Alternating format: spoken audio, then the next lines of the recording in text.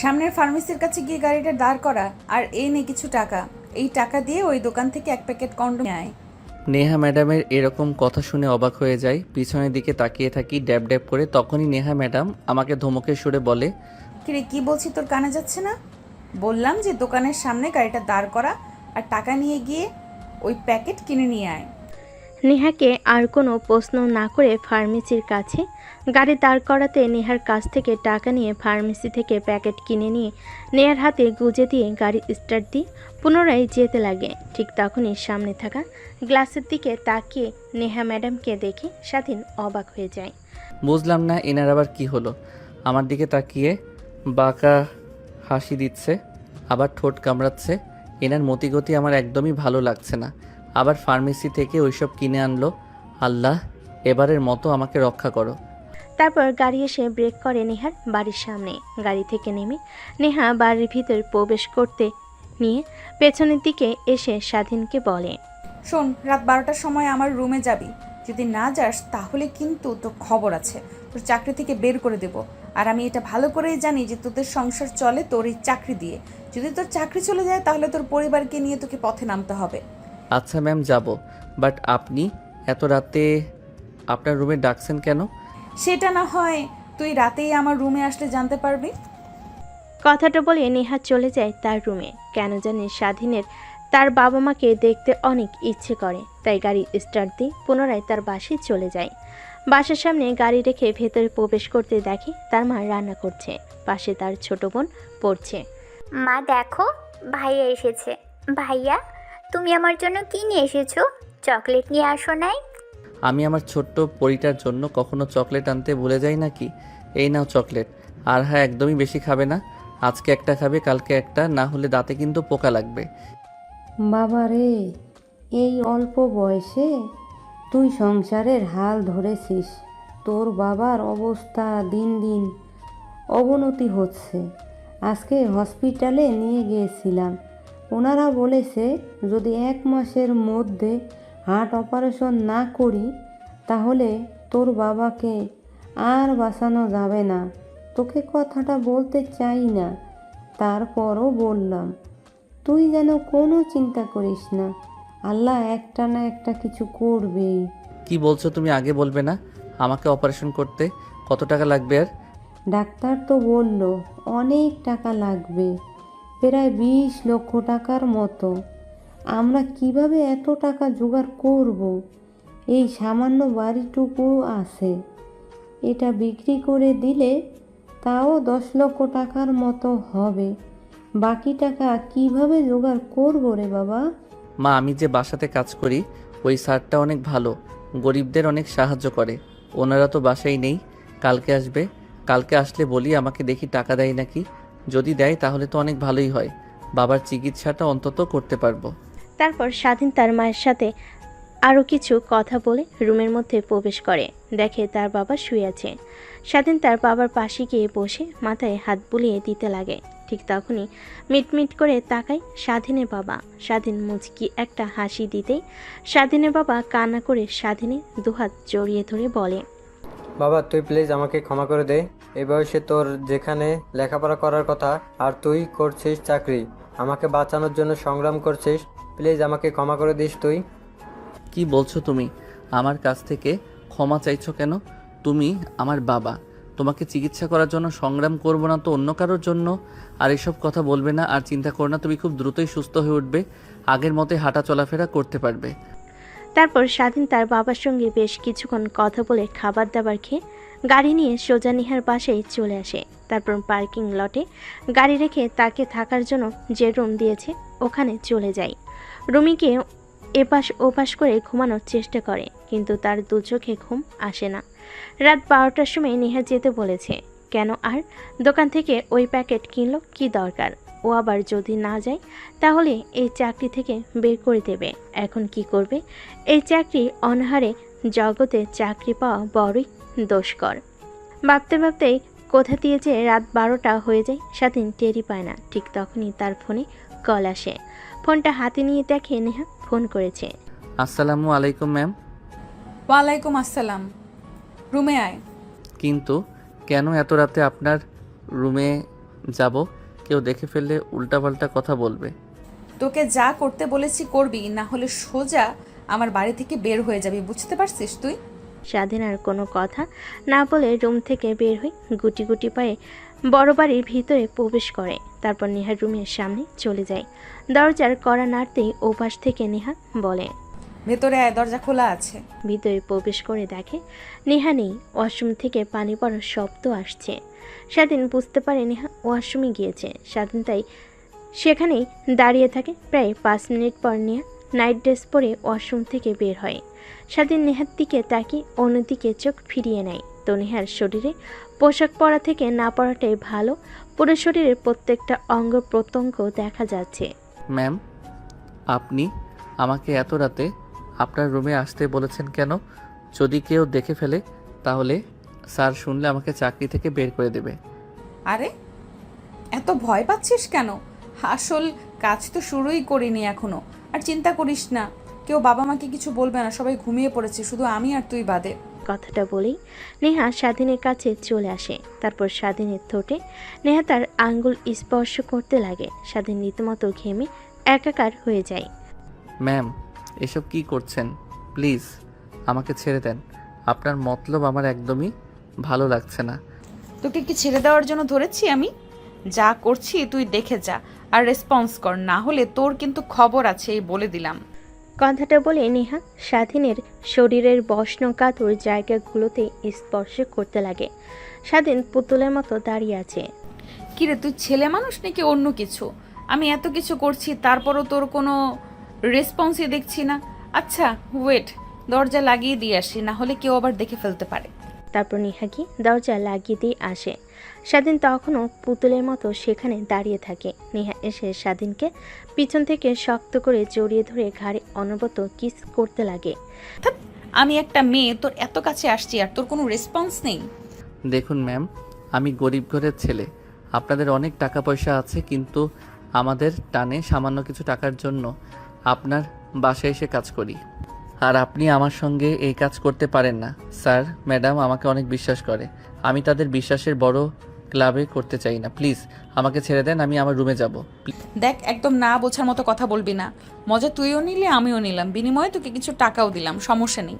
নেহা টাকার কথা বলতে স্বাধীনে মনে পড়ে যায় তার বাবাকে চিকিৎসা করানোর জন্য অনেক টাকার প্রয়োজন। নেহাকে বলবে নাকি চিন্তা করতে থাকে।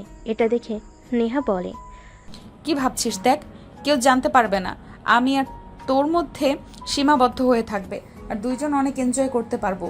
তোকে বিনিময়ে কিছু টাকাও দেব, তুই টেনশন নিস না, বাবা মা কেউ জানতে পারবে না। প্লিজ ম্যাম, আমাকে যেতে দিন। আমার বাবার চিকিৎসা করানোর জন্য অনেক অনেক টাকা দরকার, তাও আবার 1 মাসের মধ্যে।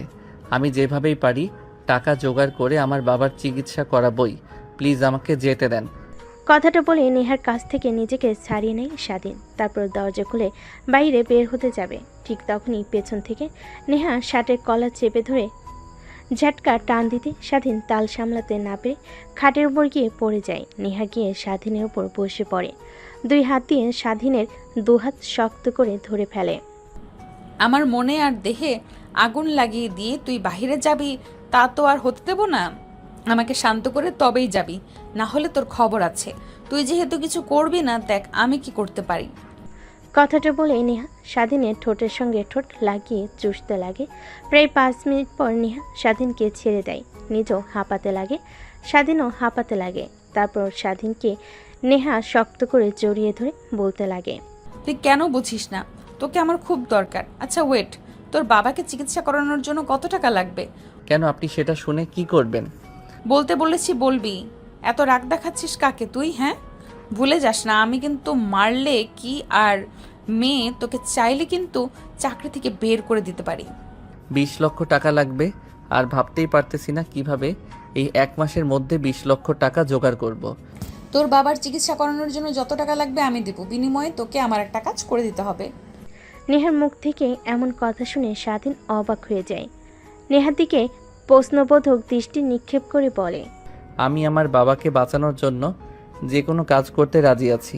আপনি শুধু আমার বাবার চিকিৎসা করানোর জন্য 20 লক্ষ টাকা দিন। আপনি যদি বলেন আমার জীবন আপনাকে দিয়ে দিতে, সেইটাই দিয়ে দিব। তোর জীবন দিতে হবে না, তোর যৌবনটা আমাকে দিলেই চলবে। কথাটা বলে নেহা তার নিজের ঠোঁট কামড়াতে লাগে। স্বাধীন বুঝতে পারে নেহা কি বোঝাতে চাচ্ছে। আচ্ছা ম্যাম, এইসব করা তো একদমই শরীয়ত মোতাবেক হারাম। আর আপনি যেহেতু এত ইচ্ছে, স্যারকে বলুন আপনাকে বিয়ে দিয়ে দিতে, তখন স্বামীর সঙ্গে দিনরাত থাকতে পারবেন। লুকিয়ে লুকিয়ে এইসব করতে হবে না। ধ্যাৎ, তাহলে তো হয়েই গেল। আর একটা ছেলে কখনোই এক নারীতে আসক্ত হতে পারে না। যেরকম এক খাবার দিয়ে কখনোই খাওয়া সম্ভব না, ভিন্ন ভিন্ন দরকার। ঠিক এক এক সময় এক এক ছেলেকে টেস্ট করতে হয়, বুঝলি? আচ্ছা ম্যাডাম, আপনি এত বাজে দেখে তো একদমই ওই রকম মনে হয় না। ড্রিঙ্কস করেন, নেশা করেন, এটা কমন, কিন্তু এইসব আল্লাহ জানে কতটা ছেলের সঙ্গে শুয়েছেন। নেহার স্বাধীনের কথা শুনে কেন জানি ভীষণ রাগ উঠে যায়। নিজের রাগকে আর কন্ট্রোল করতে না পেরে ঠাস ঠাস করে স্বাধীনের গালে 2টা থাপ্পড় বসিয়ে দেয়। তারপর রাগের দৃষ্টিতে কিছুটা স্বাধীনের দিকে ঝুঁকে বলতে লাগে, দেখ, তোর কাছ থেকে কোনো কথা শুনতে আমি রাজি না। তোকে যা বলেছি করবি নাকি সেটা বল। না করলেও আমি জোর করে নিয়েই ছাড়বো। তোকে আমার মনে ধরেছে। আর হ্যাঁ, একটা কথা, তুই প্রথম যে কিনা এই নেহার দেহ ভোগ করবি। ঠিক তখনই স্বাধীনের চোখে ভাসতে লাগে তার বাবার হাসি মাখা মুখটা। স্বাধীন বুঝতে পারে কোনোভাবেই এই মাসের মধ্যে কেন আগামী 10 বছরও 20 লক্ষ টাকা কোনোভাবেই জোগাড় করতে পারবে না। এখন শুধুমাত্র নেহার সত্যটা মানলেই তার বাবাকে চিকিৎসা করা সম্ভব। কি হলো, তুই তোর বাবাকে বাঁচাতে চাস না?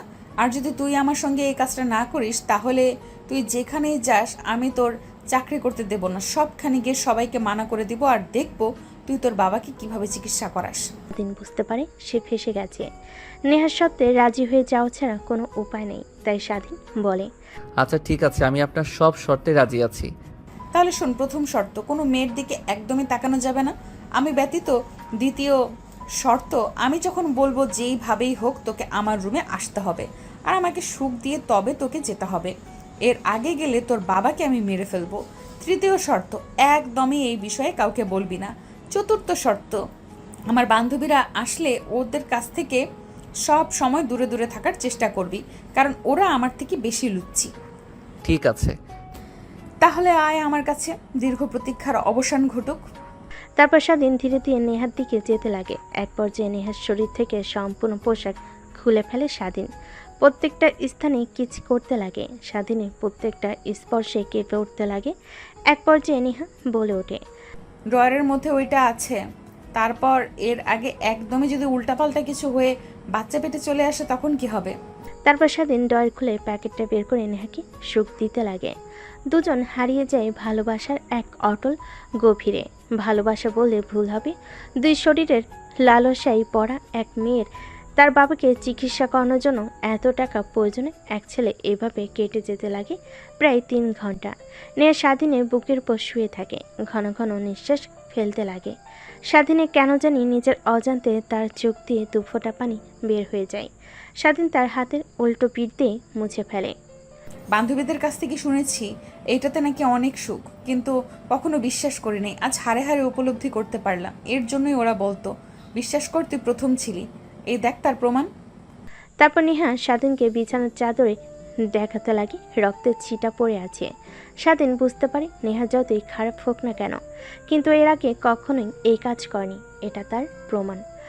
আমি এত সুখ কখনো ভাবতেও পারিনি এইটার মধ্যে। চল বিয়ে করে ফেলি, লুকিয়ে লুকিয়ে এইসব করা থেকে ভালো, তাই না? তোকে আর হারাতে চাই না আমি। কথাটা শুনে স্বাধীন বাঁকে একটা হাসি দেয়। তারপর বুকের উপর থেকে নেহাকে সরিয়ে ফ্লোর থেকে শার্ট প্যান্ট তুলে পরিধান করে নেয়। তারপর নেহার সামনে দাঁড়িয়ে হাসতে হাসতে বলে, ম্যাম, আপনি বড়লোক আবার আদরের দুলালি, আর আমরা অনেক গরিব। আমি হয়তোবা আপনার দেহের লালসা কমাতে পারবো, কিন্তু আপনার চাহিদা না। আপনি প্রত্যেক দিন খরচ করেন 1 লক্ষ টাকার উপরে, আর জানেন আমার 1 লক্ষ টাকা ইনকাম করতে 6 মাস লেগে যায়। আর হ্যাঁ, আপনার শর্তের কথা যেন মনে থাকে, আমার বাবার চিকিৎসা করাতে চেয়েছেন। মনে আছে কালকে সকালে তুই বলিস তোকে ব্যাংক থেকে টাকা তুলে দেব, আর যাস না? আর একবার চল না। স্বাধীন নেহার আর কোনো কথা না শুনে এক প্রকার দৌড়ে রুম থেকে বের হয়ে যায়। নেহা খাটের উপর শুয়ে থেকে স্বাধীনকে দৌড়ে রুম থেকে বের হয়ে যেতে দেখে হাসতে লাগে। তারপর খাট থেকে উঠে বিছানার চাদর সরিয়ে অন্য একটি চাদর পেরে ওয়াশরুমে চলে যায় ফ্রেশ হওয়ার জন্য। ফ্রেশ হয়ে রুমে এসে ঘুমিয়ে পড়ে। অন্যদিকে স্বাধীন নিজের রুমে গিয়ে ফ্রেশ হয়ে ঘুমিয়ে পড়ে। পরের দিন সকালবেলা স্বাধীনের ঘুম ভাঙে অনেক দেরিতে। শোয়া থেকে উঠে ব্রাশ হাতে নিয়ে টি শার্ট আর ছোট প্যান্ট পরে বাইরে চলে যায়, গাড়ি ধুতে লাগে। অন্যদিকে নেহা কফির মগ হাতে নিয়ে বেলকনিতে এসে দাঁড়ায়, স্বাধীনের দিকে অপলক দৃষ্টিতে তাকিয়ে থাকে। হঠাৎ স্বাধীনের নজর ওই দিকে যেতেই চোখ সরিয়ে নেয়। গাড়ি পরিষ্কার করে রুমে চলে আসে, ফ্রেশ হয়ে পোশাক পরিবর্তন করে বাইরে গাড়িতে বসে অপেক্ষা করতে লাগে, কারণ একটু পর নেহা কলেজে যাবে। যেই কথা সেই কাজ, নেহা বাহিরে আসে কলেজে যাওয়ার জন্য। আজকে অনেক লেট হয়ে গেল, একটু একটু তাড়াতাড়ি যাবি। ঠিক আছে ম্যাম। তারপর স্বাধীন গাড়ি স্টার্ট দিয়ে যেতে লাগে। নেহার কলেজের দিকে যাবার সময় স্বাধীন অনেকবার ব্যাক গ্লাসে লক্ষ্য করেছে নেহা তার দিকে তাকিয়ে থাকে। কলেজের বাইরে গাড়ি ব্রেক করতে নেহা থেমে যায়। শোন, 2টা ক্লাস করে বাসায় যাব, ভালো লাগছে না আমার। তুই এইখানেই অপেক্ষা করবি, কোথাও যেন না যাস, মনে থাকে যেন। ঠিক আছে ম্যাম। তারপর নেহা কলেজের ভিতর প্রবেশ করে। স্বাধীন সকালে না খাওয়াই অনেক ক্ষুধা লাগে, পাশে থাকা একটা দোকানে গিয়ে কলা পাউরুটি কিনে খেতে লাগে। অন্যদিকে নেহা কলেজে প্রবেশ করতে তার বান্ধবীরা নেহার দিকে এগিয়ে আসে। কিরে, কাজ হয়েছে কি? আর বলিস না, এত ভীতু যা বলার মতো না। হয়তো বা ওর প্রথম দিন ছিল, একটু খুব একটা মজা নিতে পারে নাই, রাখ সেই সকল কথা। চল ক্লাসরুমে যাই। দেখ, তোর আনন্দ ফুর্তি করা শেষ হয়ে গেলে আমাকে দিবি, আমি একদম পার্মানেন্ট করে রাখবো। খুব পছন্দ হয়েছে আমার। তোর বাবার যদি ড্রাইভার প্লাস বডিগার্ড না হতো, তাহলে আমি আমার বাসায় ওকে রেখে দিতাম ড্রাইভার হিসেবে। ওকে বাবা, তোদের কথা মাথায় থাকবে আমার। তারপর নেহার বান্ধবীরা নেহাকে অনেক কথা বলতে লাগে। অন্যদিকে নেহার অনেক রাগ হতে লাগে আর বান্ধবীর কথা শুনে কিন্তু কিছুই বলে না। দেখতে দেখতে 2টা ক্লাস শেষ করে বাইরে চলে আসে। নেহার সব বান্ধবীরা নেহার সামনে বসতে যাবে, এর আগে নেহার আরেকটা বান্ধবী সামনে বসে পড়ে। নেহা বলতে গিয়েও কিছু বলতে পারে না। তারপর স্বাধীনকে রেস্টুরেন্টে যেতে বলে নেহার বান্ধবী। গাড়ির বক্সে গান লাগিয়ে নাচতে লাগে। অন্যদিকে স্বাধীন ড্রাইভিং করছিল মন দিয়ে। ঠিক তখনই পাশ থেকে নেহার বান্ধবী স্বাধীনের পায়ের উপরে অনেকবার হাত রাখে, বারবার স্বাধীন সরিয়ে দিল মানে না। নেহা এইটা দেখে অনেকটা রেগে যায়, কিন্তু কাউকেই কিছু বুঝতে দেয় না। রেস্টুরেন্টের সামনে গিয়ে গাড়ি ব্রেক করতে নেহা আর তার বান্ধবীরা সবাই বের হয়ে খাবার খেতে লাগে। তারপর খাওয়া দাওয়া করে সবাই যে যার বাসায় চলে যায়। নেহাকে নিয়ে স্বাধীন নেহার বাসার দিকে রওনা হয়। রাস্তার মধ্যে স্বাধীন ড্রাইভিং করতে করতে নেহাকে বলে, ম্যাম, সাথী ম্যামকে আর সামনে বসতে দিবেন না। ড্রাইভিং করতে অনেক ডিস্টার্ব করে। উনি শুধু আজকে নয়, পড়ার সময় উনি সামনে বসে আমার পায়ে হাত রাখে, অনেক বাজে বাজে ইশারা করে। আর ম্যাম, আপনি যে বললেন আমার বাবার চিকিৎসা করানোর জন্য টাকা দেবেন ব্যাংক থেকে তুলে। নেহার কথা মতো স্বাধীন ব্যাংকের সামনে গাড়ি ব্রেক করে। নেহা ব্যাংকের ভিতর ঢুকে প্রায় 20 মিনিট পর হাতে একটা ব্যাগ নিয়ে বের হয়। স্বাধীনের দিকে এগিয়ে দিয়ে বলে, ঠিক আছে, ওকে বলে দেব তোর সঙ্গে আর যেন ওই ব্যবহার না করে। আর সামনের ব্যাংকটাতে ব্রেক কর, তোকে টাকা উঠিয়ে দিচ্ছি। এই ব্যাংকের ভেতরে 20 লক্ষ টাকা আছে, তোর বাবাকে চিকিৎসা করাবি। আর শোন একটা কথা, তোকে যে আমি এতগুলো টাকা দিয়েছি কেউ যেন জানতে না পারে। ঠিক আছে ম্যাম, আপনি অনেক বড় উপকার করলেন আমাকে। আচ্ছা ম্যাম, আপনাকে একটা কথা বলি, রাগ না করলে। আচ্ছা বল, রাগ করব না। আপনি তো পারলেই আমাকে এমনিতে এতগুলো টাকা দিতে পারতেন, তাহলে অযথা অবৈধ সম্পর্ক করার মানে কি ম্যাডাম? দেখেন, আমি টাকা পাওয়ার পর এটা বোঝাতে চাচ্ছি না যে আপনার শর্ত মানতে নারাজ, কিন্তু একটা কথাই বলবো, এই পৃথিবীতে চিরকাল বাঁচবেন না, একদিন না একদিন মরে যেতে হবে। তখন আল্লাহর কাছে গিয়ে কি জবাব দেবেন? স্বাধীনের কথা শেষ না হতেই স্বাধীনের ফোন বেজে ওঠে। মায়ের নাম্বার দেখে নেহার কাছ থেকে পারমিশন নিয়ে রিসিভ করে কানের কাছে ধরতে ওপাশ থেকে কান্নার কণ্ঠ শুনতে পায়। স্বাধীন তড়িঘড়ি করে গাড়ি ব্রেক করে নেহার সিট বেল্ট পরে, তেমন কিছু হয় না। বাবা কই তুই? তোর বাবা কেমন যেন করছে, বুকে 2 হাত দিয়ে চেপে ধরেছে আর নিঃশ্বাসটি নিতে কষ্ট হচ্ছে তার।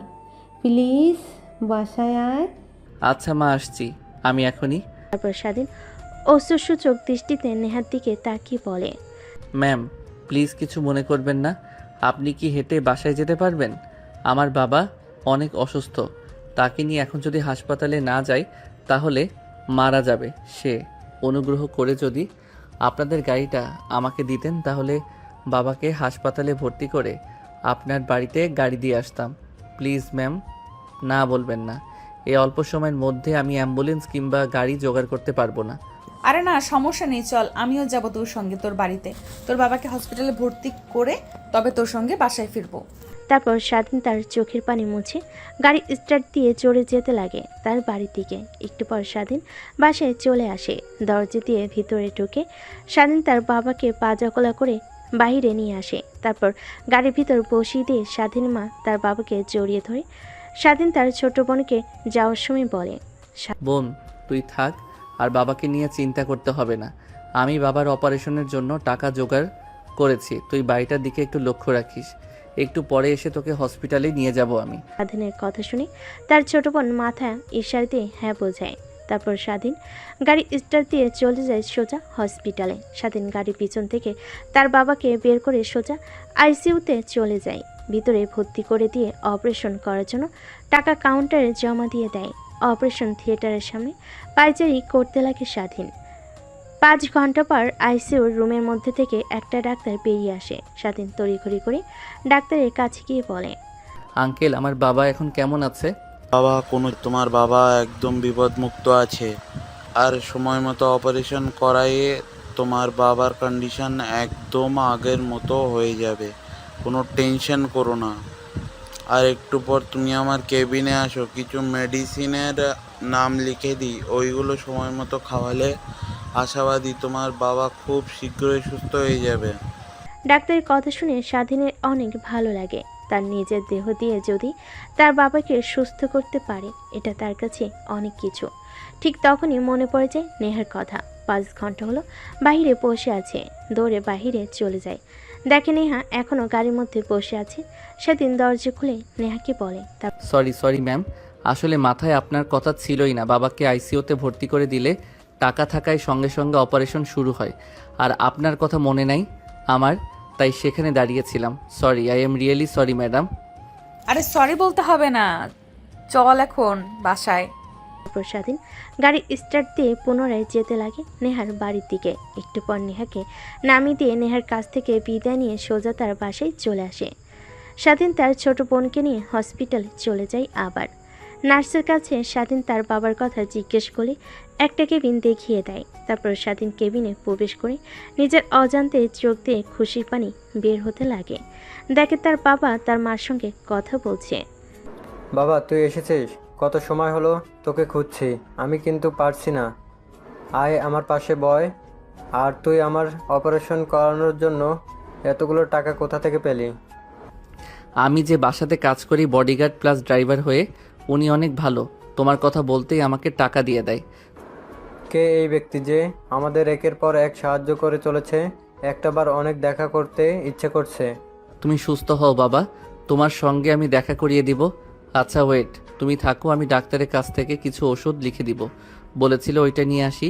আর তোমার খারাপ লাগলে তখন আর আমাকে বলবো, হ্যাঁ? তারপর স্বাধীন রোজা ডাক্তারের কেবিনে চলে যায়। ডাক্তারের কাছ থেকে প্রেসক্রিপশন নিয়ে বাইরে চলে আসে। স্বাধীন তার বাবার জন্য ওষুধ, কিছু ফলমূল আর তাদের খাওয়ার জন্য বিরিয়ানি নিয়ে হসপিটালে আসে। স্বাধীন অনেক দিন পর তার বাবার সঙ্গে মন খুলে গল্প করছে। কতদিন হলো যে এভাবে কথা বলে না। দেখতে দেখতে কোথা দিয়ে যে সময় পেরিয়ে যায় সেদিকে স্বাধীনের কোনো খেয়ালই নেই।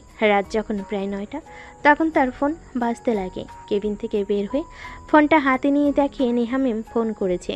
স্বাধীন ফোনটা রিসিভ করে বলতে লাগে, আসসালামু আলাইকুম ম্যাম। ওয়ালাইকুম আসসালাম। কোথায় তুই? আর তোর বাবা এখন কেমন আছে? জি ম্যাম, বলবো। এখন অনেকটাই সুস্থ। আর যদি আপনি না থাকতেন তাহলে আমার বাবার চিকিৎসা করাতে পারতাম না। অনেক অনেক ধন্যবাদ ম্যাম আপনাকে। ধন্যবাদ দিতে হবে না, তোকে যা বলেছি শুধু সেই শর্তগুলো মেনে চললেই হবে। ও আচ্ছা, তাহলে আমাকে বাসায় আসতে হবে আপনার। ওয়েট, একটু পর বাবার কাছ থেকে বিদায় নিয়ে আসছি। কথাটা বলে স্বাধীন ফোন রেখে দেয়। নেহা ওই পাশ থেকে হ্যালো হ্যালো বলতে লাগে। নেহার অনেক রাগ হয়, কিন্তু কিছুই বলে না। একটাবার আগে আসুক, তারপর ওর ব্যবস্থা করবে। এসবই ভাবছে বেলকনিতে দাঁড়িয়ে। কফির মগ হাতে নিয়ে আকাশের দিকে তাকিয়ে স্বাধীন কেবিনে প্রবেশ করে। তার বাবা মার সঙ্গে আরও কিছুক্ষণ আড্ডা দিয়ে বিদায় নিয়ে বাহিরে চলে আসে। তারপর স্বাধীন গাড়ি নিয়ে হাসপাতাল থেকে বের হয়ে সোজা নেহার পাশে চলে আসে। পার্কিং লটে গাড়ি রেখে স্বাধীন তার রুমে যায় ফ্রেশ হওয়ার জন্য।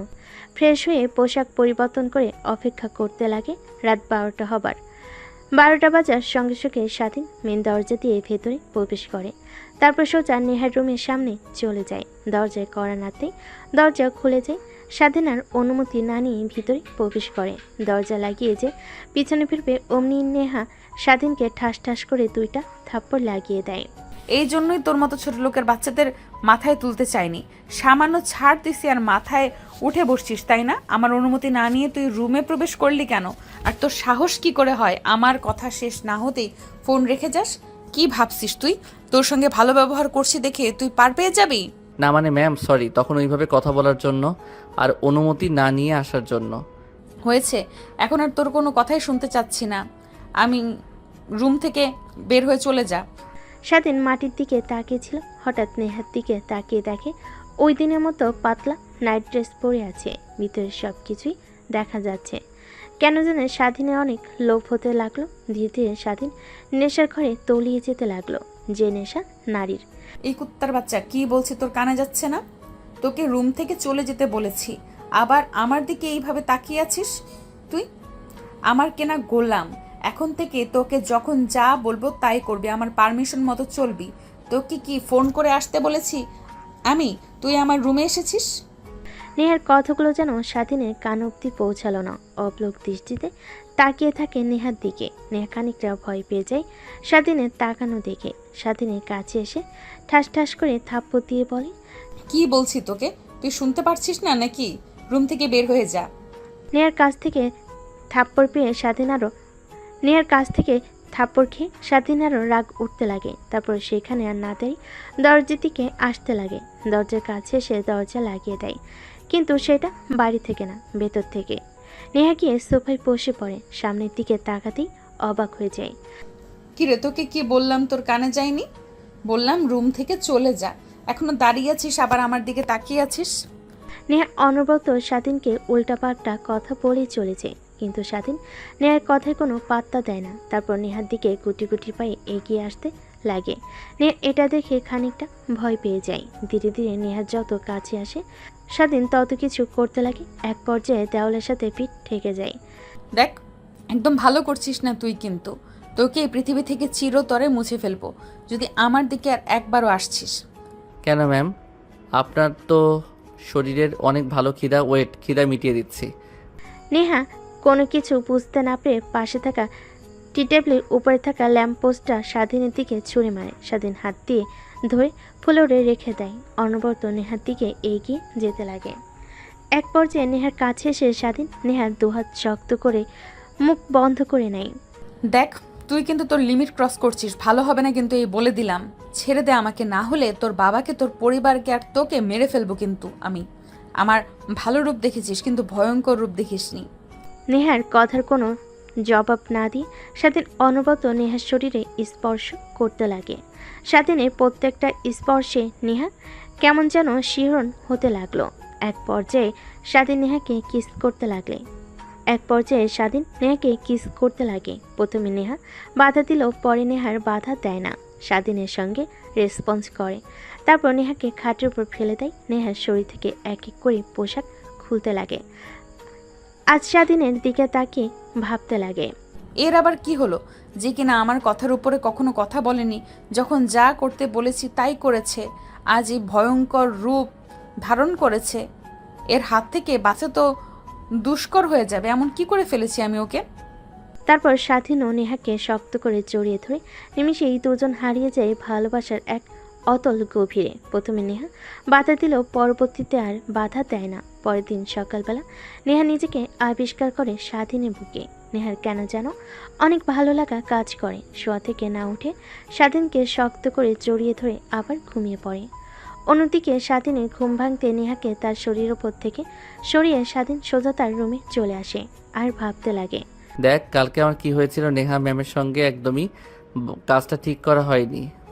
ও নিজের রাগী ওনার পারমিশন না নিয়ে ওনার সঙ্গে জোর জবরদস্তি করেছি। উনি যদি আমার কিংবা আমার পরিবারের কোনো ক্ষতি করে তখন কি হবে? না, ম্যামের কাছ থেকে ক্ষমা চাইতে হবে, না হলে উনি আবার যে কোনো সময় রেগে আমার পরিবারের উপর কিংবা আমার উপরে আক্রমণ করতে পারে। তারপর স্বাধীন ওয়াশরুমে চলে যায়, ফ্রেশ হয়ে গোসল করে বাইরে চলে আসে। বাইরে এসে গাড়ি পরিষ্কার করতে লাগে। প্রত্যেক দিনে নাই নেহা কফির মগ নিয়ে বাইরে এসে দাঁড়িয়ে স্বাধীনের দিকে তাকিয়ে থাকে। অবশ্য এই তাকিয়ে থাকায় নেহাকে স্বাধীনের প্রতি দুর্বল করে তুলেছে। স্বাধীন দেখেও না দেখার ভান করে গাড়ি পরিষ্কার করতে লাগে। তারপর রুমে গিয়ে ফ্রেশ হয়ে সোজা নেহার রুমের সামনে গিয়ে দরজা কড়া নাড়তে লাগে। নেহা দরজা খুলে স্বাধীনকে দেখতে পেয়ে খানিকটা অবাক হয়ে যায়। কিরে, তুই এখানে এত সকালে? কিছু কি হয়েছে? তোর বাবার চিকিৎসার জন্য আরও টাকা লাগবে নাকি? না ম্যাম, আই এম সরি। আসলে আপনার সঙ্গে রাতে অনেক জোর জবরদস্তি করে ফেলেছি।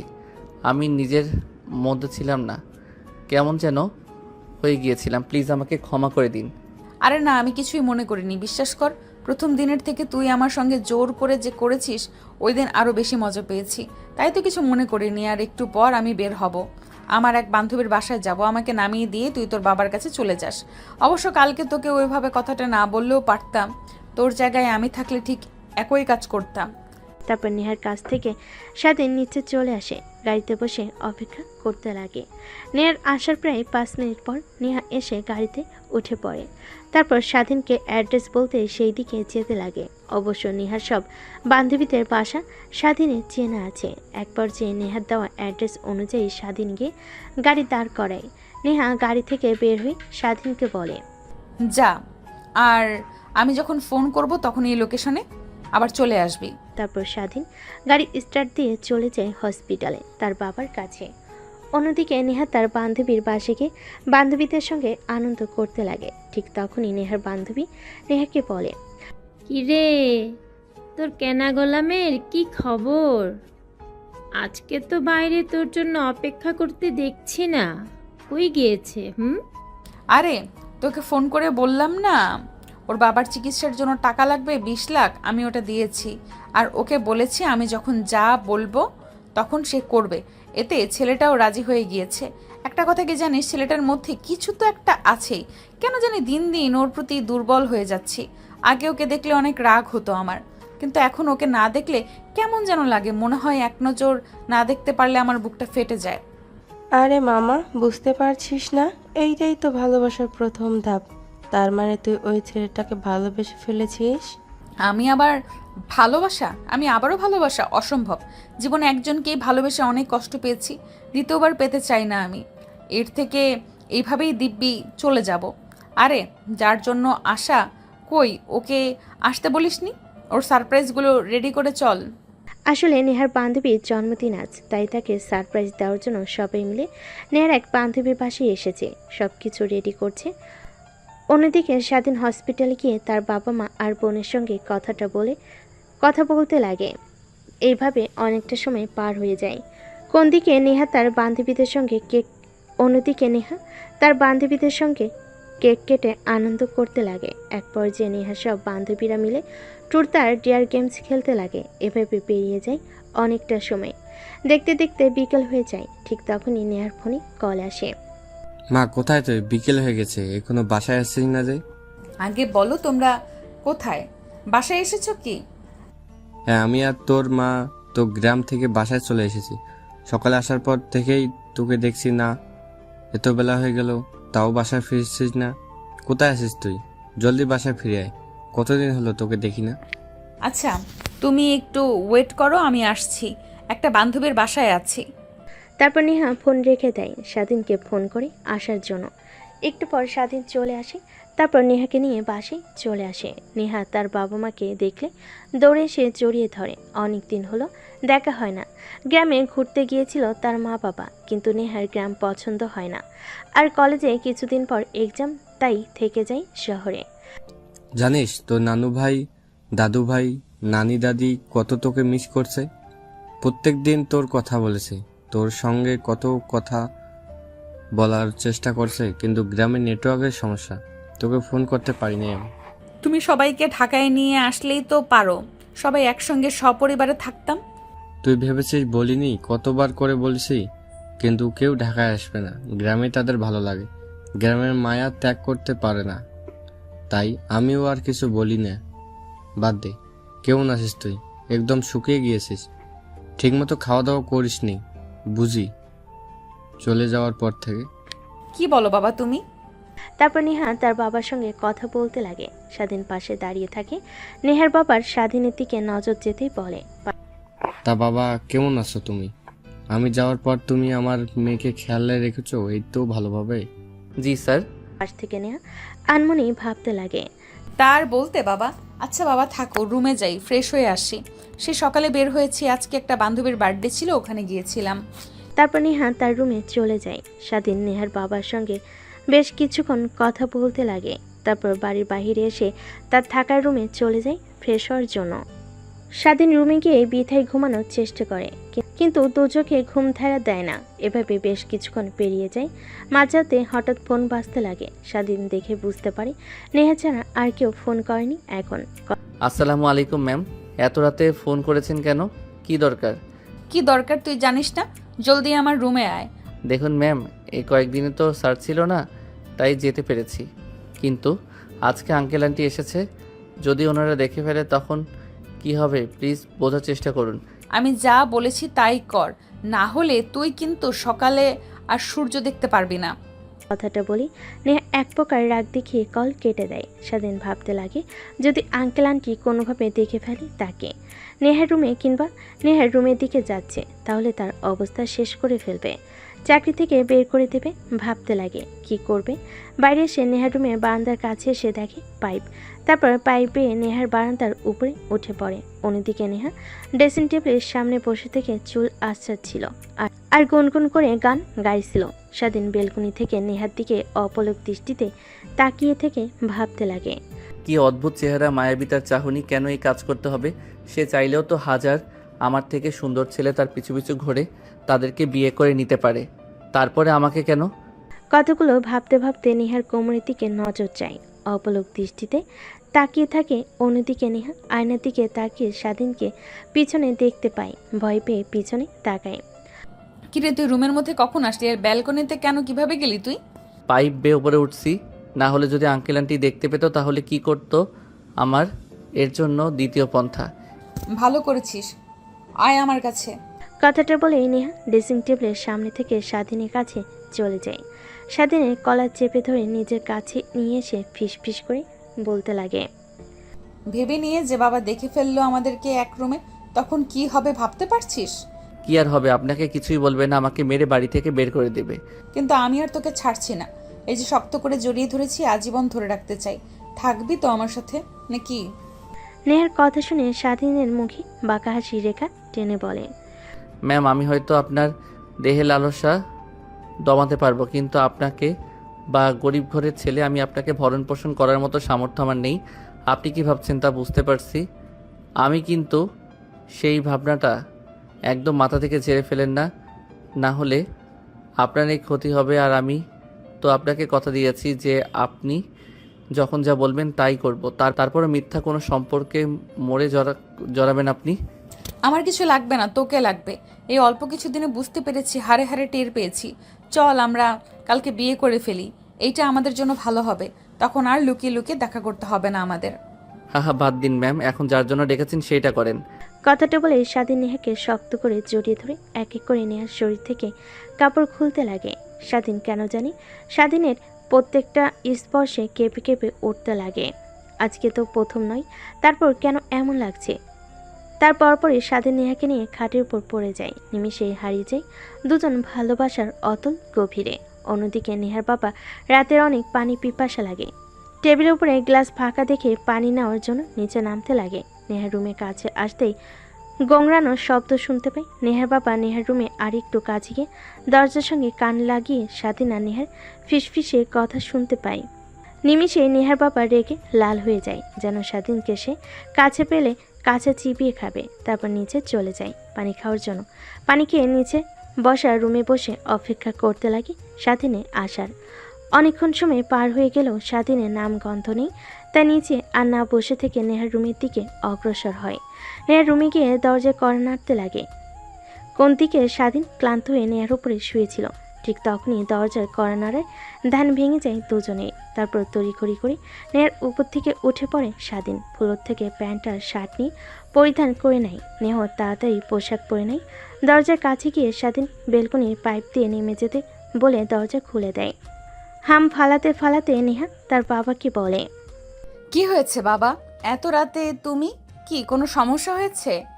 আরে না মা, কিছুই হয়নি, ঘুমা, এমনি দেখলাম ঘুমিয়েছিস কি না তুই। কথাটা বলে নেহার বাবা নেহার রুমে উকি মারে। দেখে নেহার কাঁথার অবস্থা এলোমেলো। নেহার বাবা বুঝতে পারে, তাই নেহার রুমের সামনে থেকে চলে আসে। তার রুমে গিয়ে বেলকনিতে দাঁড়ায়। ঠিক তখনই দেখতে পাই স্বাধীন নিচ দিয়ে হেঁটে যাচ্ছে। নেহার বাবার অনেক রাগ হয়, কিন্তু বুঝতে দেয় না। নেহা দরজা আটকে স্বস্তির একটা নিঃশ্বাস ফেলে এভাবে পেরিয়ে যায় রাতটা। পরদিন সকাল হতেই নেহার বাবা তার রুম থেকে বের হয়ে বাইরে চলে আসে। স্বাধীন গাড়ি পরিষ্কার করছিল। ঠিক তখনই পাশ থেকে নেহার বাবা পত্রিকা হাতে নিয়ে পড়তে পড়তে স্বাধীনকে উদ্দেশ্য করে বলে, একটা জিনিস কি, আমি ছোট থেকে কখনো কাউকে অবহেলা করিনি, সবাইকে ভালোবেসেছি। তোমাকে বিশ্বাস করে আমার বাড়িতে থাকতে দিয়েছি। একটা কথা মনে রাখবে, কখনো তোমার বিশ্বাসের অমর্যাদা করো না, তাহলে ওই দিনেই হবে তোমার শেষ দিন।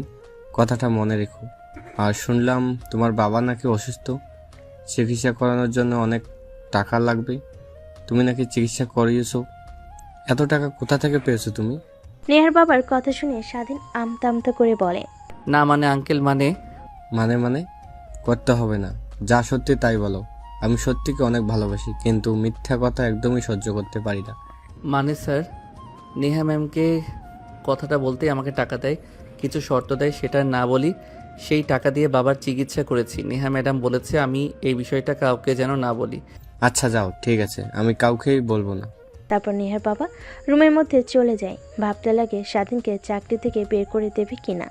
কিন্তু তখনই তার পরিবারের কথা মনে আসে। স্বাধীন একমাত্র পরিবার চালানোর জন্য টাকা উপার্জন করে, তাকে যদি বের করে দেয় তার পরিবার পথে এসে নামবে। এইসব ভাবতে লাগে।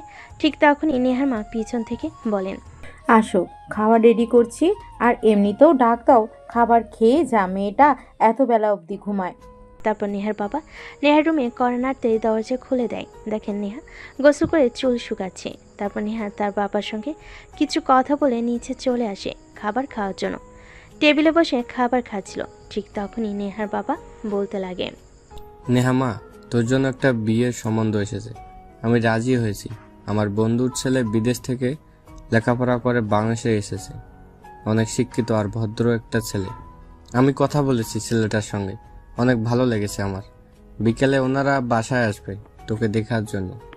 বাবা কি বলছো এগুলো? তুমি না বললে যে আমার মনে যখন চায় তখন বিয়ে শাদীর বিষয় নিয়ে কথা বলবে? আমি এখন বিয়ে করতে চাচ্ছি না, লেখাপড়া শেষ করব তারপর। তুমি কেন এখন বিয়ের কথা আনছো? আর সামনের মাসে তো আমার এক্সাম শুরু হবে, তাহলে এই সপ্তাহ থাকা এখন আর হচ্ছে না। দেখ, আমি আমার বন্ধুকে কথা দিয়েছিলাম যে তার ছেলে বিদেশ থেকে আসলে তোর আর ছেলেটার সঙ্গে বিয়ে দিয়ে দেবো। তাই আর বেশি দিন অপেক্ষা করতে চাচ্ছি না। আমার বন্ধুর বাড়ি থেকে তোদের কলেজ অনেক কাছে, তোর কোনো অসুবিধা হবে না। কিন্তু আমি এখন বিয়ে করব না, সাফ সাফ বলে দিলাম। তারপরেও যদি তোমরা এই বিষয়টা নিয়ে সামনে এগো তাহলে আমাকে হারিয়ে ফেলবে তোমরা। কথাটা বলে নেহা খাবারের প্লেট ফ্লোরে ছুঁড়ে মারে। তারপর খাবারের টেবিল থেকে উঠে তার রুমে চলে যায়। নেহার মা নেহার বাবাকে উদ্দেশ্য করে বলে, কি হয়েছে তোমার? নেহাকে বিয়ে দিয়ে দেওয়ার জন্য এত উঠে পড়ে লেগেছো কেন? মেয়েটা তো এখনো অনেক ছোট, সবেমাত্র ইন্টার 3rd ইয়ারে লেখাপড়া করছে। আর একটু লেখাপড়া করুক, আর একটু ম্যাচিওর হোক, সংসারের কিছুই বুঝবে না এখনো। তুমি তো তোমার মেয়ের দিকে কোনো নজর রাখো না, রাতে কি করে সে জানো? তারপর নেহার বাবা নেহার মাকে শুরু থেকে শেষ পর্যন্ত বলে তার মেয়ের কুকর্মের কথা। এখন বলো, এই বিষয়টা যদি বাইরে জানাজানি হয়ে যায় তাহলে আমাদের কি হবে? মান সম্মান ধুলোয় মিশে যাবে। সামান্য একটা বডিগার্ড হয়ে আমার মেয়ে, আমার বলতেও লজ্জা লাগে। স্বাধীনকে তো কখনো এরকম মনে করিনি। অনেক ভালো ছেলে, আমার সামনে আসলে সব সময় মাটির দিকে তাকিয়ে থাকতো। ওর নজরে কখনো আমি কুদৃষ্টি দেখিনি। কিন্তু কেন এমনটা করলো? এর মাঝে তোমার মেয়ের নিশ্চয়ই কোনো ষড়যন্ত্র আছে। না হলে ছেলেটাকে চাকরি থেকে বের করে দেওয়ার ভয় দেখিয়েছে, না হলে অন্য কিছু। স্বাধীনের বাবা অসুস্থ হয়তো বা ওনার চিকিৎসা করানোর জন্য টাকা দিয়ে স্বাধীনকে কিনে নিয়েছে। আমার মনে হয় কি ছেলেটাকে যদি বুঝিয়ে বলি তাহলে নিশ্চয়ই বুঝতে পারবে। রাতে তুমি একটাবার ওকে রুমে আসতে বলো আমাদের, তারপর ওকে বোঝালে ঠিকই বুঝতে পারবে। তাই করতে হবে, তারা ছাড়া দ্বিতীয় কোনো উপায় দেখছি না আমি। তারপর নেহা রেগে রুমে চলে যায়। পোশাক পরিবর্তন করে কাঁধে ব্যাগ নিয়ে কলেজে যাওয়ার জন্য বাইরে চলে আসে। স্বাধীনকে ফোন করতে স্বাধীন খাবার খাওয়া বাদ দিয়ে হাত ধুয়ে চলে আসে গাড়ির কাছে। দরজা খুলে দিতে নেহা ভিতরে প্রবেশ করে। স্বাধীন গাড়ি স্টার্ট দিয়ে কলেজের দিকে যেতে লাগে। কলেজে যাব না, কাজী অফিসের দিকে চল। ঠিক আছে, কিন্তু ম্যাম কাজী অফিসে যাবেন কেন? কারোর কি বিয়ে? হ্যাঁ, বিয়ে আমার আর তোর। হ্যাঁ, ভালো কি? কথাটা বলে স্বাধীন জোরে সোরে গাড়ি ব্যাক করে। নেহা তার হাত দিয়ে কপাল বাঁচিয়ে নেয়। স্বাধীন পিছনের দিকে তাকিয়ে বলে, ম্যাম কি বলছেন এসব? মাথা ঠিক আছে আপনার? আমি সামান্য একটা ছেলে আর আপনি মালিকের মেয়ে। এই সম্পর্কটা কখনো মানার নয়। আর আঙ্কেল আন্টি শুনতে পারলে অনেক কষ্ট পাবে তারা, প্লিজ না। আজ পর্যন্ত আমি যা চেয়েছি তাই পেয়েছি। তুই জানিস আমার বিয়ে ঠিক করেছে বাবা তার বন্ধুর ছেলের সঙ্গে। আমি তোকে ছাড়া অন্য কাউকে বিয়ে করতে পারবো না। তুই আমার প্রথম, তো তুই আমার শেষ। ম্যাম এখন আপনি আবেগের মধ্যে আছেন, যখন আবেগ ফুরিয়ে যাবে তখন আবার ঠিক হয়ে যাবেন। আমি বলি কি, এই বিষয়টা নিয়ে এখন না ভাবাই উচিত। চলেন বাসায় যাই, বাসায় গিয়ে আপনি রেস্ট নেন, তারপর না হয় ভেবে নিয়েন। ভাবা ভাবি শেষ। তোকে যা করতে বলেছি তাই করবি। কাজী অফিসে যাবি, আমাকে বিয়ে করবি। তোর কি মনে নেই আমি যে তোকে শর্ত দিয়েছিলাম আমার কথা তোর মানতে হবে? হালে হলে তোকে যা করতে বলি না কেন। কিন্তু ম্যাম বিয়ের মতো একটা পবিত্র সম্পর্ক নিয়ে এভাবে না খেলা উচিত না। এতে আপনার আর আমার দুজনের ক্ষতি হবে। লোক সমাজে আপনার বাবা মা মুখ দেখাতে পারবে না, আপনিও পারবেন না। আপনার বান্ধবীদের সামনে গিয়ে কি বলবেন আমার স্বামী একটা বডিগার্ড? এইটা নিয়ে তোকে একদমই ভাবতে হবে না। আমি সব বান্ধবীদেরকে ফোন করে কাজী অফিসে আসতে বলেছি, ওরা অপেক্ষা করছে। তাড়াতাড়ি চল। আর যদি আমাকে বিয়ে না করিস তুই, তাহলে তোর বাবা এখনো হসপিটালে ভর্তি আছে। আমি একটা কল করার সঙ্গে সঙ্গেই তোর বাবাকে বের করে দিবে হসপিটাল থেকে। তারপরে কি হবে তুই তো বুঝতেই পারছিস। না ম্যাডাম প্লিজ না, আপনি যা করতে বলবেন তাই করব, তাও আমার বাবার কোনো ক্ষতি করবেন না। কিছু করতে হবে না সোনা, এখন শুধু আমার সঙ্গে কাজী অফিসে যাবে আর আমাকে বিয়ে করবে, তাহলেই তোমার চলবে। তারপর নেহার এক প্রকার জোড়াজড়িতে স্বাধীন কাজী অফিসের সামনে চলে যায়। সেখানে আগে থেকে নেহার সব বান্ধবীরা অপেক্ষা করছিল। গাড়ি বের করতে নেহার সব বান্ধবীরা এগিয়ে আসে। কিরে, কি হয়েছে তোর? আচমকা ফোন করলি আর বললি কাজী অফিসে বিয়ে করব। কাকে বিয়ে করবি? কাউকেই তো দেখছি না। কেন? এই যে এটাই তোদের দুলা ভাই। স্বাধীনকে দেখে কথাগুলো বলে নেহা। নেহার বান্ধবীরা সবাই অবাক হয়ে নেহার দিকে বড় বড় দৃষ্টিতে তাকায়। কি শেষমেশ তুই বডিগার্ডকে বিয়ে করবি? হ্যাঁ করব, তাতে তোদের কোনো সমস্যা আছে? আমাকে থাকতে বলতে পারি। তোদেরকে যার জন্য ডেকেছি সেটা কর, আমার বিয়ের সাক্ষীদের ভেতরে। তারপর নেহা স্বাধীনের হাত ধরে কাজী অফিসের মধ্যে চলে যায়। নেহার বান্ধবীরা নেহার পিছন পিছন কাজী অফিসে প্রবেশ করে। তারপর বিয়ের কার্যক্রম শেষ করে স্বাধীনকে কবুল বলতে বলে কবুল বলে না। নেহা স্বাধীনের দিকে তাকাতেই কবুল বলে ফেলে। এভাবে বিয়ের কাজকর্ম শেষ হয়ে যায়। নেহার বান্ধবীরা বাহিরে দাঁড়ায়। তারপর নেহার বান্ধবী নেহাকে বলে, বিয়ে তো করলি, নে ঠিক আছে, এবার আমাদের ট্রিট দে। চল রেস্টুরেন্টে চল, তোদেরকে মন ভরে আজকে খাওয়াবো। তারপর এক এক করে সবাই গাড়িতে উঠে বসে। সাথীর সামনে বসতে গেলে নেহাকে পিছনে বসতে বলে নেহা গিয়ে সামনেই বসে পড়ে স্বাধীনের কাছে। তারপর সোজা রেস্টুরেন্টে চলে আসে। এক এক করে সবাই নেমে রেস্টুরেন্টের মধ্যে ঢুকে যায়। স্বাধীন গাড়িতে বসে থাকে। নেহা এটা দেখে রেগে স্বাধীনকে গাড়ির ভেতর থেকে কলার চেপে ধরে বের করে নিয়ে আসে। কিরে, তোকে ইশারা দিয়ে বললাম না আয়, তারপরেও তুই এখানে বসে আছিস কেন? আপনারা যান ম্যাডাম, আমি যে কি করব এর থেকে বাহিরে গাড়ির মধ্যে বসে অপেক্ষা করি। যান, আপনারা গিয়ে আনন্দ করেন। নেহা স্বাধীনের কথা শুনে অনেক রাগ হয়। ঠাস ঠাস করে দুইটা থাপ্পড় লাগিয়ে দিয়ে বলে, ভুলে যাস না এখন তুই আমার কিন্তু স্বামী। আগে ছিলি বডিগার্ড, কিন্তু এখন পুরোটাই ভিন্ন। সব সময় আমার সঙ্গে থাকবে। আর আজ থেকে ম্যাম একদমই বলবি না, নাম ধরে কিংবা বউ বলে রাখবি। আমি পারবো না আপনাকে নাম ধরে ডাকতে, ম্যাম বলে ডাকবো। তোর যা ইচ্ছা তাই বলে ডাকিস, এখন চল আমাদের সঙ্গে। তারপর নেহা স্বাধীনের এক হাত জড়িয়ে ধরে রেস্টুরেন্টের ভিতর প্রবেশ করে। নেহার বান্ধবীরা সবাই বসে খাবার অর্ডার দিয়ে ফেলে। তারপর সবাই একসঙ্গে খাবার খেয়ে অনেক আনন্দ করে। তারপর নেহার বান্ধবীরা নেহাকে বিদায় জানিয়ে চলে যায়। গাড়িতে উঠে পড়ে। স্বাধীন উঠে পড়ে, স্টার্ট দিয়ে বাড়ির দিকে যেতে যাবে। ঠিক তখনই নেহা বলে, চল তোর বাবাকে দেখতে যাব, এখনো তো হসপিটালে দেখে আসা হয়নি। আর কেউ বলে আসি আপনার ছেলে বিয়ে করেছে। যা হয়েছে আমাদের দুজনের মধ্যেই সীমাবদ্ধ থাক না, এটা বাহিরে জানানোর কোনো দরকার নেই। আর আমার বাবা মা জানতে পারলে অনেক কষ্ট পাবে। তারা তাদেরকে না জানিয়ে বিয়ে করেছি, আর আঙ্কেল আন্টি জানলে তো আমাকে জ্যান্ত পুঁতে রাখবে। তোকে কি বলেছে? আমি তোকে কি বলেছি মনে নেই? এই যে হাত ধরেছি, মরতে হলে একসঙ্গে মরবো, কখনোই এই হাত ছাড়ছি না। কথাটা বলে নেহা স্বাধীনের হাত ধরে আঙ্গুলের মধ্যে মুষ্টিবদ্ধ করে নেয়। তারপর স্বাধীন এক হাতে আলতো করে একটা চুম্বন দেয়। স্বাধীনে কেন জানি অনেক ভালো লাগা কাজ করে, কিন্তু তা প্রকাশ করে না। নেহার কাছ থেকে হাত ছাড়িয়ে গাড়ি স্টার্ট দিয়ে হাসপাতালের দিকে যেতে লাগে। অবশ্য দেখতে ইচ্ছে করছিল, ঠিক তখনই নেহা তার মনের কথা বলে ফেলে। একটু পর হাসপাতালে চলে আসে। নেহা বাড়ি থেকে কিছু ফ্রুটস কিনে নেয়। তারপর স্বাধীনের বাবার কেবিনে গিয়ে দেখেন স্বাধীনের মা আর বোন বসে তার বাবার সঙ্গে কথা বলছে। স্বাধীন গিয়ে পাশে বসে পড়ে নেহাকে একটা চেয়ারতে বসার জন্য। বাবা তুই এসেছিস? তোর কথা অনেক মনে পড়ছিল। আমার ফোন করব, কিন্তু তোর মা বলে ফোন বাসায় রেখে এসেছে। দেখো তুমি মনে করেছো আর আমি চলে এসেছি, এখন কেমন লাগছে? হ্যাঁ অনেক ভালো লাগছে। আমার ডাক্তার বলেছে কালকে আমাদের রিলিজ করে দিবে, বাসায় যেতে পারবো আর আমি আগের মতো হাঁটাচলা করতে পারবো। বাবা আমার চিকিৎসার জন্য তুই এত টাকা কোথা থেকে জোগাড় করলি? তোকে অনেক হার্ডওয়ার্ক করতে হয় তাই না? আরে না বাবা, এটা দেখছেন ম্যাডাম, তিনি আমাকে টাকা দিয়েছেন তোমার চিকিৎসা করানোর জন্য। আর অনেক ভালো, আমারে যেই বাসায় কাজ করি ওই বাসার মালকিনের মেয়ে। আর আপনার ছেলের বউ? কি? হ্যাঁ মা, আপনার ছেলে আমাকে বিয়ে করেছে আপনাদেরকে না জানিয়ে। এরকম কথা বলবে এখানে কখনো ভাবতেও পায়নি স্বাধীন। তারপর নেহাকে এক হাত ধরে কেবিনের বাইরে নিয়ে আসে। তারপর উচ্চস্বরে বলতে লাগে, আপনাকে কি বললাম শুনতে পাননি? বললাম না আমার মা বাবার সামনে গিয়ে কখনো এইসব কথা বলবেন না।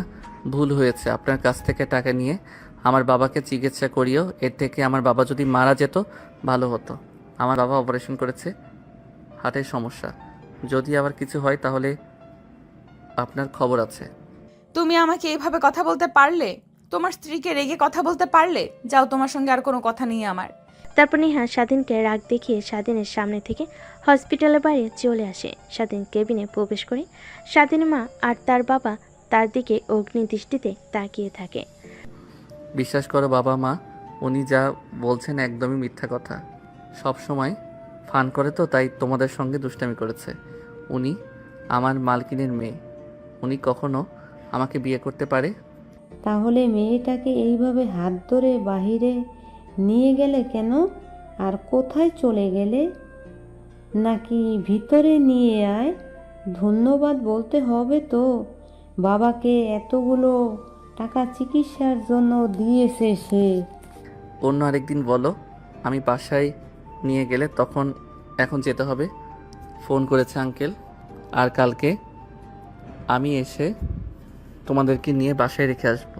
তারপর স্বাধীন তার মা বাবার কাছ থেকে বিদায় নিয়ে চলে আসে হসপিটালের বাইরে। এসে দেখে নেহা রাগ করে গাড়িতে বসে আছে। স্বাধীন গাড়ি স্টার্ট দিয়ে যেতে লাগে। পিছন থেকে নেহা ভাবতে লাগে, এ কাকে বিয়ে করলাম? স্ত্রী রাগ ভাঙাতে পারে না। তারপর স্বাধীন গাড়ি চালাতে চালাতে বলতে লাগে, জানি না ম্যাম কিসের জন্য আমাকে বিয়ে করেছেন, কিন্তু কখনোই আমার কাছ থেকে স্বামীর অধিকার আশা করবেন না। হ্যাঁ, এটা আশা করতে পারেন আপনার শারীরিক চাহিদা পূরণ করতে পারবো, কিন্তু কখনো স্বামীর যে ভালোবাসা ওইটা কখনো আমার কাছ থেকে পাবেন না আপনি। কেন জানি স্বাধীনের বলা কথাগুলো নেহার বুকে তীরের মতো বেঁধে, কিন্তু স্বাধীনকে কিছু বলতে দেয় না। মন মরা হয়ে যায় স্বাধীনের কথা শুনে। একটু পর গাড়ি এসে ব্রেক করে বাড়ির সামনে। গাড়ি থেকে নেমে সোজা রুমে চলে যায়। দরজা লাগিয়ে দিয়ে কান্না করতে লাগে। জীবনে কখনো কাউকে ভালোবাসলাম না, এত ছেলে আমার পেছনে ঘুরলো, কখনো কাউকে পাত্তাও দিলাম না, শেষমেশ এমন একজনকে ভালোবাসলাম যে কিনা কখনো আমাকে মেনে নিতে পারবে না। মানবে কি করে? আমি তো তাকে সামান্য টাকা দিয়ে দেহের লালসা মিটিয়েছি।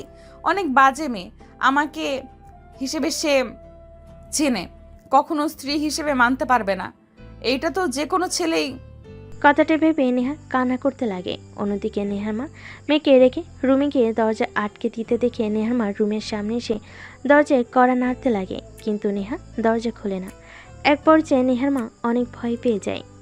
তারপর নেহার বাবার কাছে গিয়ে বলে, নেহা এই যে শুনছো, নেহা রুমে এসে দরজা লাগিয়ে দিয়েছে। এত টাকাটাকি করছি কিন্তু দরজা খুলছে না। কি হয়েছে তুমি একটু আবার দেখো তো। বাবা কথাটা শুনে অনেক ভয় পেয়ে যায়। দৌড়ে নেহার রুমের সামনে চলে যায়, দরজা কড়া নাড়তে লাগে। ওই পাশ থেকে নেহা নিজেকে সামলে নিয়ে বলে, আমি একদম ঠিক আছি, তোমরা যাও, আমাকে একটু একা থাকতে দাও। তুমি একটা কাজ করো, স্বাধীনকে ফোন করে আসতে বলো। ও তো নেহার সঙ্গে সারাক্ষণ থাকে, কি হয়েছে ওর কাছ থেকে জানতে পারবে। স্বাধীন বাধ্য ছেলের মতো নেহার বাবার রুমে আসে। নেহার বাবা ও স্বাধীনের কাছে এসে বলে, দেখো বাবা, তোমাকে আমার ছেলের মতো মানে, তোমাকে চাকরি দিয়েছে। তোমার দুর্দশা দেখে আমার তোমার কথা শুনে এবং তোমাকে দেখে এখনো আমার অনেক ভালো লাগে। তুমি মনোযোগ দিয়ে কাজ করো। কি করি বলো? নেহার কি হয়েছে? রুমে এসে কান্না করছে কেন? স্যার, আপনাদেরকে সব কথা বলবো, প্লিজ আমাকে চাকরি থেকে বের করে দিবেন না, তাহলে আমার পরিবারের না খেতে পেয়ে মারা যাবে। আর আমি নেহা ম্যামের কাছ থেকে দূরে দূরে থাকবো, উনাকে ডিভোর্স দিয়ে দিব। স্বাধীনের কাছ থেকে এরকম কথা শুনে নেহার বাবা মা অবাক হয়ে যায়। তারপর স্বাধীন নেহার বাবা মাকে শুরু থেকে শেষ পর্যন্ত বলে তাদের বিয়ের বিষয়। নেহার বাবা মা দুজনে অবাক হয়ে যায়। তারপর স্বাধীন রুম থেকে চলে যায়। তারপর নেহার বাবা মা আর দুজনের মধ্যে কথা বলতে লাগে। তোমাকে বলেছিলাম না, তোমার মেয়ে নিশ্চয়ই স্বাধীনকে কোনো না কোনো চক করে ফেলেছে, না হলে ছেলেটা কখনোই এই কাজ করতো না। দেখেছো, আমার কথা সত্যি হলো। আর আমি বলি কি, তুমি ওদের সম্পর্কটা মেনে নাও, না হলে অনেক ভালো। আর আমাদের তো টাকা পয়সার কোনো অভাব নেই, একমাত্র মেয়ের সুখ মানে আমাদেরও সুখ, কি বলো। তারপর নেহার বাবা ভাবতে লাগে, নেহার মায়ের বলা কথাগুলো ঠিকই তো বলেছে, ছেলেটা অনেক ভালো, যতটুকু সে চেনে। তারপর সে রাজি হয়ে যায়। স্বাধীনকে ডেকে নিয়ে এসে, দেখো বাবা, তোমরা যা করছো একদম ঠিক করো নাই। তারপরেও আমি আর তোমার আন্টি তোমাদের সম্পর্কটা মেনে নিয়েছি। এখন তুমি আমার মেয়েকে কীভাবে রাগ ভাঙাবে আর আমার মেয়েকে নিয়ে সুখে থাকবে তুমি জানো না। তুমি জানো, হ্যাঁ, আরেকটি কথা, আমার মেয়েকে কখনো যেন দুধ খেয়ে থাকতে না দেখে, তাহলে তোমার কিন্তু খবর আছে। স্বাধীন কথাটা শুনে অবাক হয়ে যায়। মা বাবা সালাম করে নেহার মা বাবাকে সালাম করে। তারপর নেহার মা আর বাবার সঙ্গে কিছু কথা বলে নেহার রুমের সামনে চলে আসে।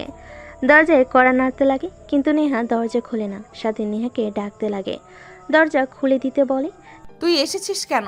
আমি তো বাজে মেয়ে, আমি তো স্ত্রী হওয়ার যোগ্য না, অনেক খারাপ মেয়ে, তারপরও আবার আমাকে ডাকতে এসেছিস? যা এখান থেকে। নেহা আর কোনো কথা বলতে না দিয়ে নেহাকে সরিয়ে রুমের মধ্যে প্রবেশ করে। সেদিন দরজা আটকে দিয়ে নেহার দিকে বাঁকা দৃষ্টিতে তাকায়। এটা দেখে নেহা অবাক হয়ে যায়। স্বাধীনকে দেখে রেগে বলতে লাগে, দেখ, আমি কিন্তু চিৎকার দেব, বাবা মা কিন্তু নিচে বসে আছে, ওনারা যদি শুনতে পায় আর তোকে যদি দেখে আমার রুমে, তাহলে তোকে মেরে ফেলবে। তুই যা, রুম থেকে বের হ। ওনারাই তোমার কাছে পাঠিয়েছে আমাকে। মানে?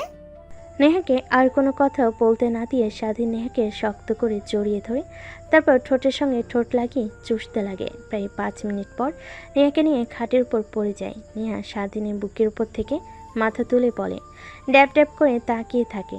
এটা দেখে স্বাধীন বলতে লাগে, আঙ্কেল আন্টিকে সব কথা বলে দিয়েছি, তারা প্রথমে অনেক রাগ হয়, হয়তোবা পরবর্তীতে তারা আমাদের সম্পর্কটা মেনে নেয়। আর আরেকটি কথা, তোমাকে অনেক অনেক ভালোবাসি সেই প্রথম থেকেই, কিন্তু কখনো বলতে পারিনি।